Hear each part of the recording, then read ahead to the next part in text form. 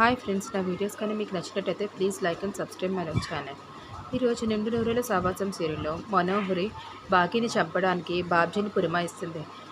మనోహరి Babji call చేసి చెప్తుంది, బాగీ ఒంటరిగా పైన్ ఫారెస్ట్ చూడడానికి అమరేంద్ర ఫోన్ చేశాడు కాబట్టి బయలుదేరి వెళ్తుంది. నువ్వు మధ్యదారిలోనే టైం చూసుకొని తనని చంపేయని చెప్తుంది. ఇదంతా కలిపి ఆరు ఫోన్ నుంచి కాల్ చేసి చెప్తుంది. ఎందుకంటే మనోహరికి కూడా తెలుస్తుంది పోలీసులు తనను అనుమానిస్తున్నారని చెప్పి. అందుకే ఆరు ఫోను బాగీ కాల్ చేయడం వల్ల అది రింగ్ అవుతుంది.